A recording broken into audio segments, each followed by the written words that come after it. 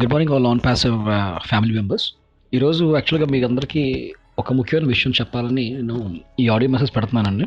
మొన్న జరిగిన 360 వెబినార్లో ఒక ఒక అప్డేట్ గురించి, అంటే పేమెంట్కి సంబంధించిన అప్డేట్ గురించి చాలామంది ఫౌండర్స్ మనసులో, వాళ్ళ తాలూకా ఆలోచనలో ఒక నెగిటివిటీ అన్నది క్రియేట్ అవ్వడం జరిగింది అని మేము గమనించడం జరిగింది. ఎందుకంటే మాకు వచ్చే ఫోన్స్ కానీ, వాళ్ళు అడిగేటువంటి విధానాలు కానీ మమ్మల్ని ఎలా ఆలోచించేలా చేసాయి.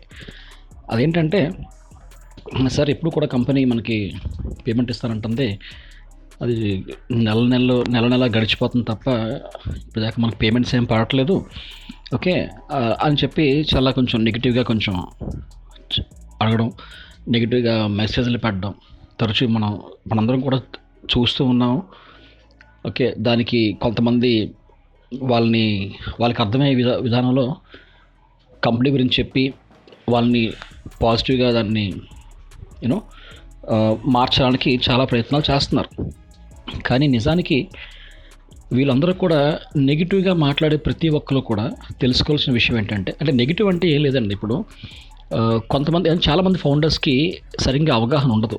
అంటే వాళ్ళ దగ్గర మొబైల్స్ లేకపోవచ్చు, లేకపోతే వాళ్ళ అప్లైని సరిగ్గా వాళ్ళకి ఇన్ఫర్మేషన్ ప్రొవైడ్ చేయలేకపోవచ్చు. అందువలన వాళ్ళు నెగిటివ్గా మాట్లాడతారు తప్ప ఏ ఫౌండర్ కూడా నెగిటివ్గా ఆలోచించే పరిస్థితి లేదు. ఎందుకంటే వాళ్ళు ప్రతి ఒక్కరు కూడా, మన కంపెనీలో ఉన్న 14,27,000 మంది కూడా ఈ కంపెనీ మీద నమ్మకంతో ఇందులోకి రావడం జరిగింది.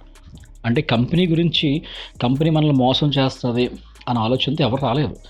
కాకపోతే వాళ్ళకున్నటువంటి పరిధిలో, అంటే వాళ్ళ అప్లై నుంచి కానీ, లేకపోతే వాళ్ళకి మొబైల్స్ లేకపోవడం వల్ల కానీ, ఇటువంటి కొన్ని సందర్భాల్లో వాళ్ళు నెగిటివ్గా మాట్లాడుతున్నారు తప్ప వాళ్ళు నెగిటివ్ అని కాదు.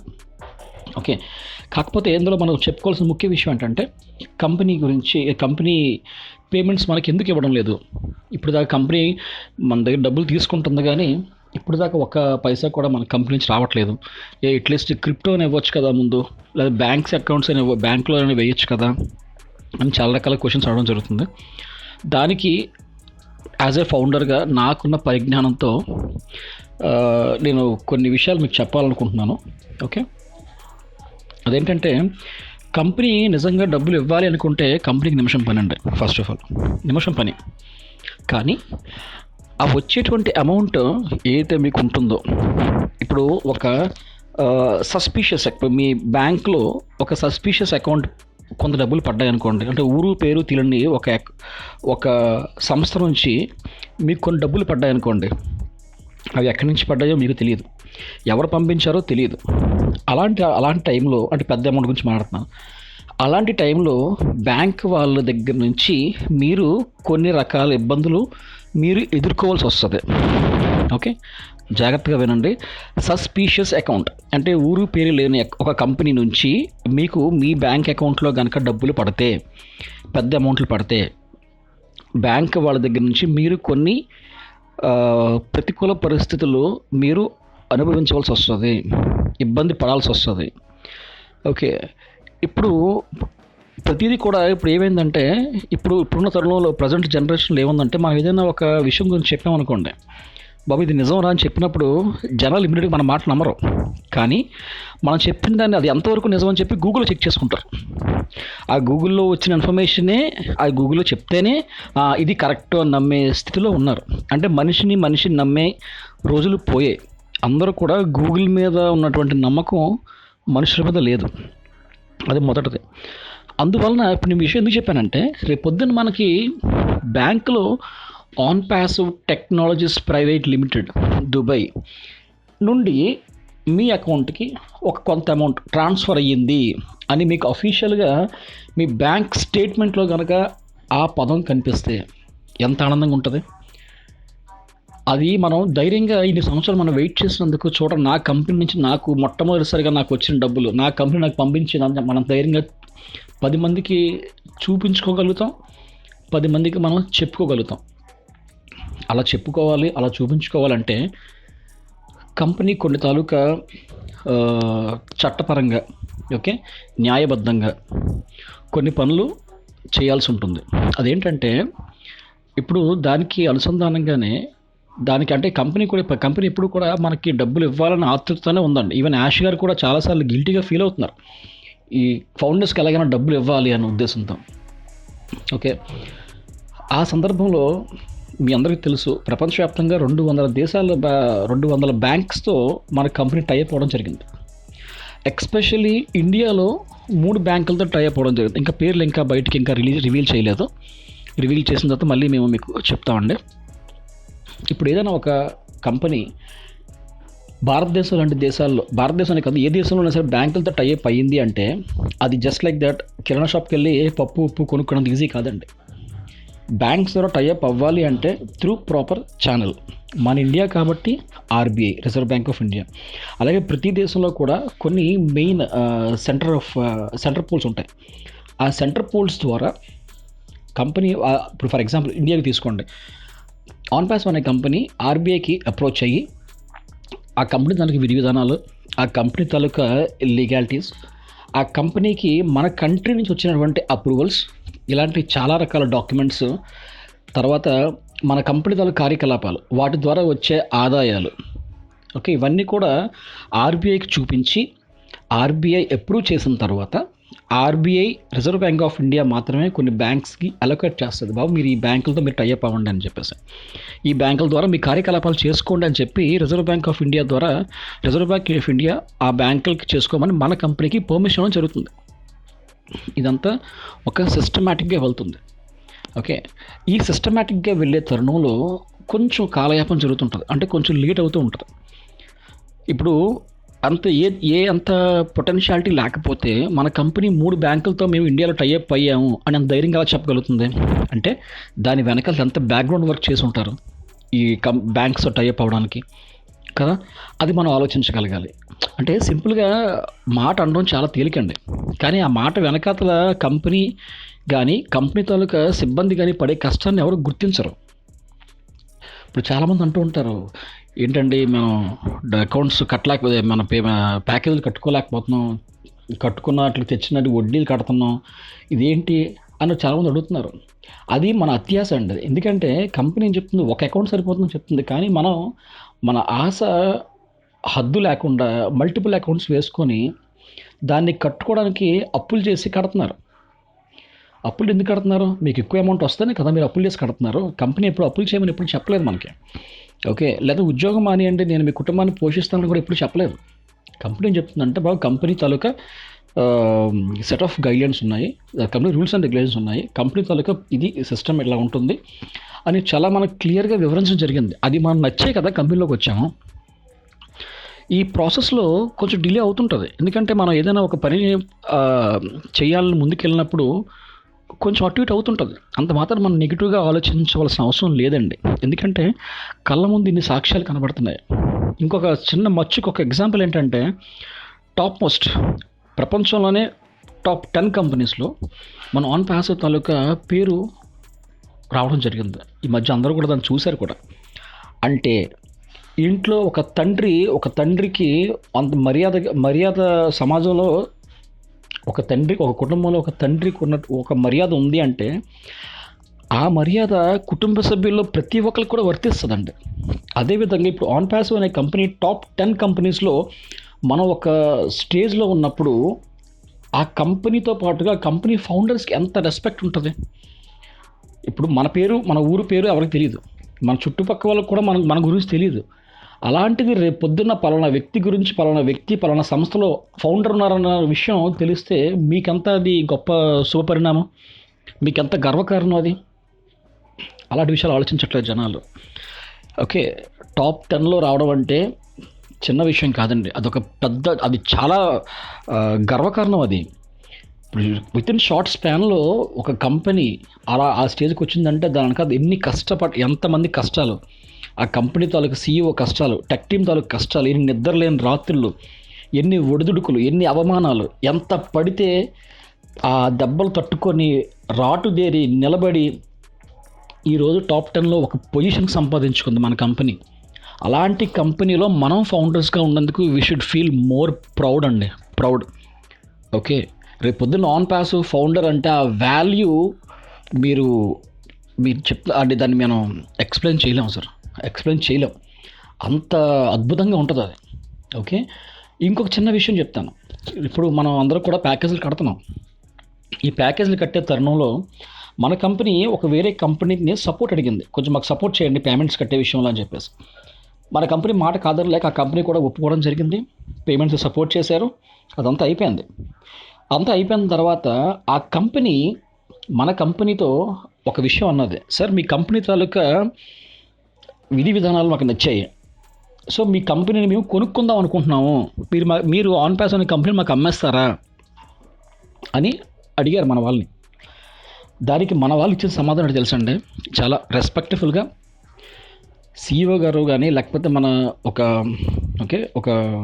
మన ప్రముఖులు చెప్పినటువంటి విషయం ఏంటంటే, ఈ కంపెనీ దాన్ని ఏమంటారంటే ఒక వ్యూతో ముందుకు ఎస్టాబ్లిష్ చేయడం జరిగింది. ఇది మానవత్వాన్ని పైకి లేవదీసే విధంగా, అంటే lift up the humanity. Okay, దానికోసం ఈ కంపెనీ ఎస్టాబ్లిష్ చేయడం జరిగింది.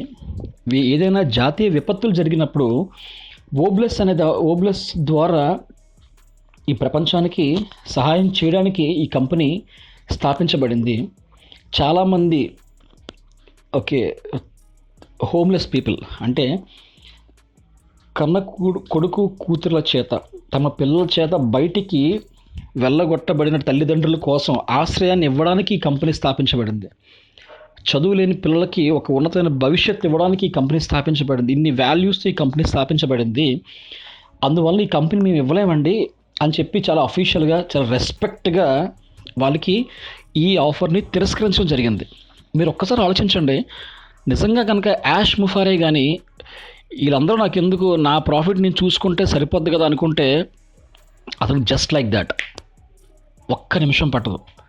కానీ అతనితో పాటుగా, అతని కంపెనీతో పాటుగా మన భవిష్యత్తులో మన తరతరాల భవిష్యత్తులను కూడా దృష్టిలో పెట్టుకొని ఎన్ని ఒడిదుడుకులు ఉన్నా సరే నిలబడి, ఎక్కడ ఏ మూలన ఏ కంట్రీలో ఏ చిన్న నెగిటివ్ జరిగినా ఒక వెబినార్ పెట్టి మాకు దాని గురించి క్లియర్గా చెప్పి, అంత ట్రాన్స్పరెంట్గా క్రిస్టల్ క్లియర్గా మనకి ఇన్ఫర్మేషన్ ఇస్తున్న ఏకైక వ్యక్తి ఎవరైనా ఉన్నారు అంటే అది మన సిఇఓ. ఇవన్నీ మీకు ఎందుకు చెప్తున్నానంటే, మిమ్మల్ని ఏదో నేను మోటివేట్ చేయాలని చెప్పట్లేదు, ఇది నిజాలు. ప్రతి ఒక్కరికి తెలియవలసిన విషయాలు, తెలిసి తీరాలి ఖచ్చితంగా. ఇప్పుడు కంపెనీ గురించి నెగిటివ్గా ఎందుకు మాట్లాడుతున్నారంటే, ఇప్పుడు ఎందుకు మేము సహించలేకపోతున్నాం అంటే, ఇప్పుడు మన కుటుంబంలో ఎవరినైనా సరే మనం నీచంగా ఒక మూడో వ్యక్తి తప్పుగా మాట్లాడితే మనం తట్టుకోలేం, ఎందుకంటే మన కుటుంబాన్ని మనం అంత ప్రేమిస్తాం. అదేవిధంగా యాజ్ ఆన్ ప్యాసివ్ ఫౌండర్గా కంపెనీ తాలూకు విధి విధానాలు కానీ, కంపెనీ ఎలా నడుస్తుంది, కంపెనీ తాలూకు ముఖ్య ఉద్దేశాలు ఏంటి, ఇవన్నీ మేము ప్రతి క్షణం కూడా కంపెనీతో ఉండడం వల్ల ఎవరైనా సరే నెగిటివ్గా మాడితే తట్టుకోలేకపోతున్నాం. అంటే కంపెనీ అంటే అంత పిచ్చి మాకు, అంత ఇష్టం, అంత ప్రేమ మాకు కంపెనీ అంటే.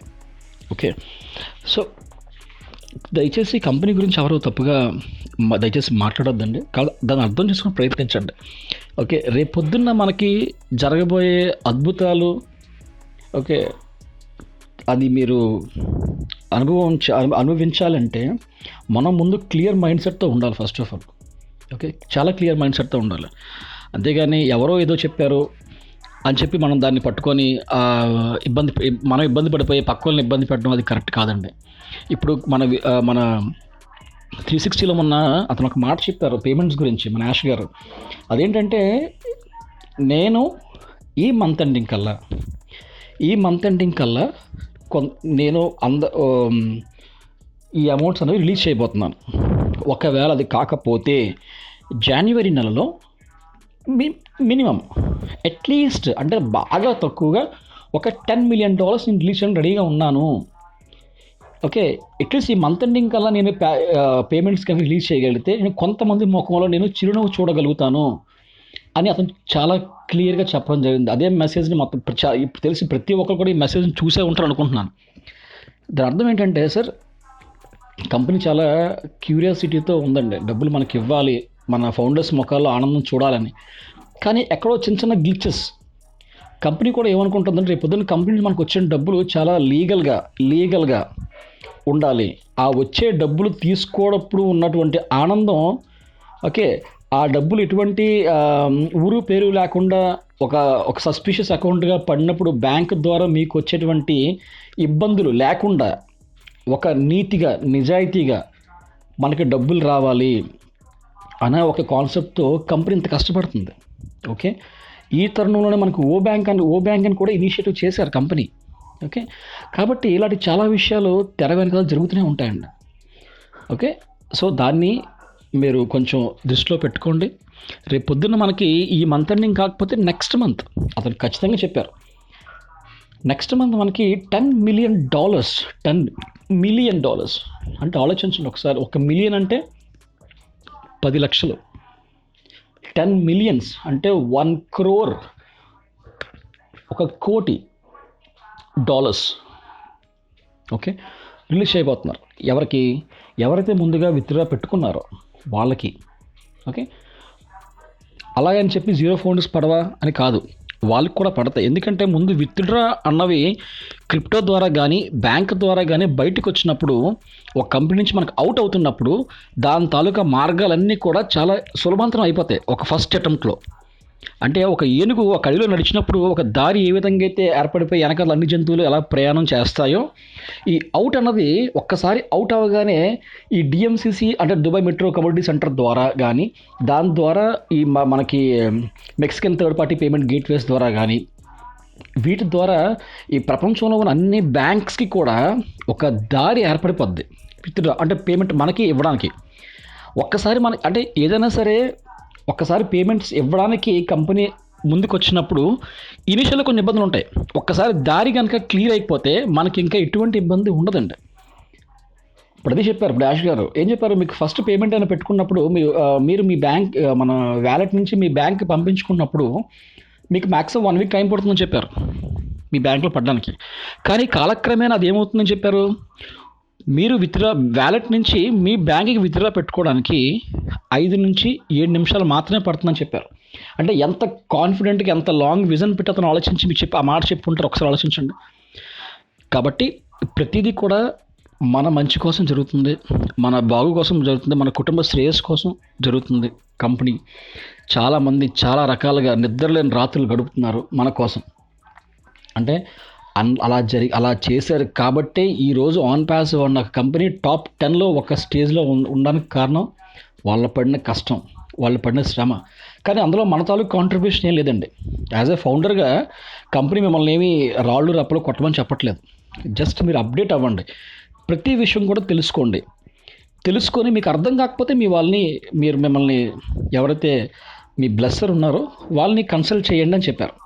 సో దీన్ని అందరూ కూడా ఒక మంచిగా ఒక పాజిటివ్గా పరిగణించి ఓకే మీ ఆలోచన ధోరణిని మార్చుకొని అందరూ అందమైన జీవితాన్ని ఆశించాలని, జీవితాన్ని ఎంజాయ్ చేయాలని మనస్ఫూర్తిగా కోరుకుంటున్నాను sir. Thank you very much.